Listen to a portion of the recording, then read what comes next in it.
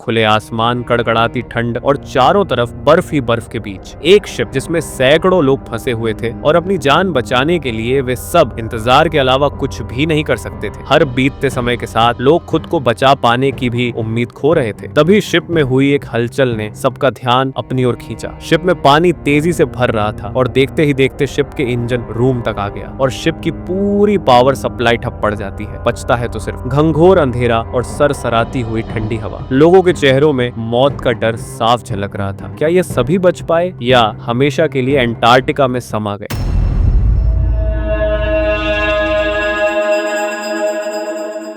जैसे कि सबको पता होगा कि शिप पानी में चलती है, लेकिन एक ऐसा शिप जिसका नाम MV एक्सप्लोरर है जो अंटार्कटिका में बर्फ के बड़े बड़े टुकड़ों को चीरते हुए चलता है। 1960 के दौर में जब अंटार्कटिका जैसी जगह पर समुद्र के रास्ते जाना नामुमकिन ही था, कोई भी शिप ऐसे समुद्र जहां बर्फ के बड़े बड़े टुकड़ों के सिवा कुछ भी नहीं हो, वहां जाने का जोखिम नहीं लेता था।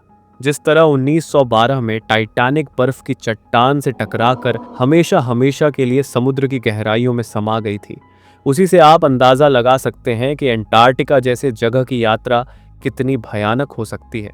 लेकिन एक स्वीडिश बिजनेसमैन एरिक लिंडब्लाट को आइडिया आया कि क्यों न एक ऐसी जहाज बनाई जाए जो बर्फ की चट्टानों को चीरते हुए सफर कर सके और लोगों को अंटार्कटिका जैसी जगह की सैर कराए और साथ ही अच्छा मुनाफा कमाए।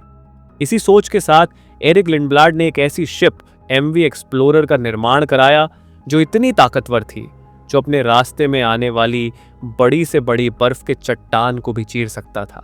इसी तरह एरिक ने लोगों को अंटार्कटिका की अद्भुत दुनिया की सैर कराई और मोटी कमाई भी की। हालांकि यह शिप टाइटैनिक जितनी बड़ी ना होने के बावजूद भी अपने मजबूती के कारण जाने लगी।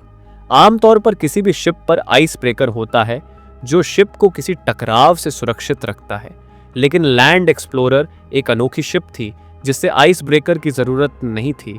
इस शिप की डिजाइन कुछ इस तरह की गई थी कि जब शिप आगे बढ़ता तब इसका वजन बर्फ को तोड़ देता और अपनी सफर तय करता। सुरक्षा के लिए इस शिप में दोहरी लेयर वाली हल्की परतें लगाई गई थी। अगर किसी तरह शिप की पहली लेयर को कुछ नुकसान होता है तब दूसरी लेयर इसकी सुरक्षा बरकरार रखता। इन्हीं सभी कारणों से यह शिप दुनिया भर में लोकप्रिय हो गई। साल दर साल इसके मालिक और नाम बदलते रहे, लेकिन इसकी परफॉर्मेंस शानदार रही। आखिरी बार 2004 में इस शिप को खरीदा गया और इसका नाम MV एक्सप्लोरर रखा गया। एक बार फिर 11 नवंबर 2007 में यह शिप 19 दिनों के सफर के लिए अंटार्कटिका को निकली। जो भी लोग इस शिप में अंटार्कटिका के सफर के लिए आए थे, उन्हें आने वाले खतरों का कोई अनुमान नहीं था। इस जहाज के कप्तान बेंट वीमन थे, जो पहले भी कई बार इस बर्फीले रास्ते से गुजर चुके थे। एक्सपीरियंस्ड कप्तान और जहाज के मजबूती से लोग खुद को सुरक्षित महसूस कर रहे थे। कुछ दिन तक सब कुछ ठीक चलता है, लेकिन फिर कप्तान ने शिप को एक नए रास्ते में मोड़ दिया। उन्हें लगा कि नए रास्ते में उन्हें कम बर्फ मिलेगी, जिससे वह अपने सफर को जल्दी पूरा कर सकेंगे। पर उन्हें कहाँ पता था कि यह रास्ता उन्हें आने वाली मुसीबत की ओर ले जा रहा है। शुरुआती 10 दिन तो काफ़ी अच्छी तरह गुजरती है, लेकिन फिर आती है 22 नवंबर की रात। इस रात जहाज को मोटी बर्फ को चीरते हुए निकलना था। कप्तान ने लोगों को पहले ही बर्फ की टकराने की आवाज़ के बारे में बताया था और उन्हें चैन से सोने की सलाह दी थी। रात के अंधेरे में शिप धीरे धीरे आगे बढ़ रही थी और चारों तरफ बर्फ के टकराने की आवाज़ गूंज रही थी। सभी यात्री अपने अपने केबिन में आराम कर रहे थे। अभी तक शिप बर्फ की पतली परत को पार कर चुकी थी और अब मोटी बर्फ से होकर गुजर रही थी। तभी शिप में जोर से आवाज आती है और शिप को एक जोरदार झटका लगता है, जिसे शिप वहीं रुक जाती है।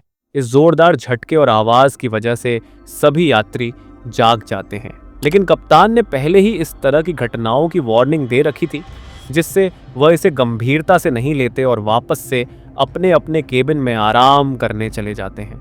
कप्तान को भी इस घटना का कोई अंदाजा नहीं था और वह भी इसे नज़रअंदाज कर देते हैं और फिर से शिप धीरे धीरे आगे बढ़ने लगती है। लेकिन कुछ ही देर बाद शिप से यात्रियों के चिखने चिल्लाने की आवाज़ आने लगती है। दरअसल शिप के अंदर पानी भरने लगा था और असल में यह पानी शिप के निचले हिस्से में हुए छेद से आ रहा था, जो शिप के मोटे और पुराने चट्टान से टकराने से हुई थी। यहाँ पर शिप का डबल लेयर फॉर्मूला भी फेल हो गया, जिसे शिप में कुछ इस तरह के होने वाले टकराव से सुरक्षा के लिए बनाई गई थी। शिप में पानी बहुत तेजी से भरने लगा। लोग अपनी जान बचाने के लिए इधर उधर भागने लगे और चारों तरफ अफरा तफरी मच गई। जब कप्तान को शिप के निचले हिस्से में हुए नुकसान के बारे में पता चला, तब पहले तो उन्हें इस बात पर यकीन नहीं हुआ। उन्हें लगा कि शिप को छोटा मोटा नुकसान हुआ होगा जिससे ठीक किया जा सकता है। लेकिन जब उन्होंने शिप के निचले हिस्से में जाकर नुकसान का जायजा लिया, तब शिप में तेजी से पानी को अंदर आता देख उनकी आंखें फटी की फटी रह गई। ये सब देखकर कप्तान को अब यह अंदाजा हो गया कि अब यह शिप नहीं बचेगी। तुरंत कप्तान ने अपने क्रू मेंबर को अपनी मदद के लिए सिग्नल भेजने को कहा, जिससे आसपास कोई भी जहाज हो तो वह इस सिग्नल को पकड़ सके और मदद के लिए आ सके। अब तक शिप में इतना पानी भर चुका था कि शिप एक तरफ झुकने लगा। कप्तान ने तुरंत अपने क्रू मेंबर के साथ यात्रियों को शांत रखने और लाइव बोट में उतारने में जुट गए। शिप अब भी अपनी मंजिल से 46 किलोमीटर दूर बर्फ के चट्टानों के बीच फंसी थी। इस हालत में शिप का किनारे तक पहुंचना नामुमकिन था और यात्रियों को अपनी जान बचाने के लिए सिर्फ लाइव बोट का ही सहारा था। सही भाग्य से जो सिग्नल एमवी एक्सप्लोरर से भेजी गई थी वह 2 शिप को मिलती है, लेकिन वह भी तुरंत एमवी एक्सप्लोरर की मदद के लिए नहीं आ सकते थे, क्योंकि अभी भी वह एमवी एक्सप्लोरर से काफी दूर थे। दूसरी ओर जो यात्री लाइव बोट पर बैठ चुके थे, उनकी ठंड से हालत खराब हो रही थी। धीरे धीरे पानी शिप के उस हिस्से तक भर जाता है जिसे शिप को पावर सप्लाई मिलती थी, और पानी के वजह से शिप में एक शॉर्ट सर्किट हुआ जिससे शिप की पूरी बिजली चली गई। शिप से सारे यात्रियों को उतार लिया गया था और सभी यात्री लाइव बोट पर सवार थे। कप्तान, जो अभी भी शिप के अंदर शिप को सीधा करने का प्रयास कर रहे थे, लेकिन पानी शिप के कंट्रोल रूम तक आ चुका था, जिससे शिप तेजी से डूबने लगा और आखिरकार कप्तान ने भी शिप छोड़ने का फैसला किया। कप्तान और सभी यात्री खुली आसमान के नीचे कड़कड़ाती हुई ठंड के बीच बस अब इस इंतजार में थे कि कोई उन्हें बचाने आएगा। उनकी आंखों के सामने दशकों तक समुद्र में राज करने वाले शिप, जो अब समुद्र की गोद में समाता जा रहा था।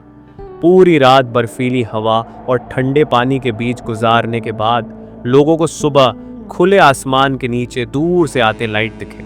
दरअसल जो सिग्नल 2 शिप को मिले थे, उनमें से एक शिप उनकी मदद के लिए आ रही थी। अगले ही पल सभी यात्रियों को सुरक्षित रेस्क्यू कर लिया गया।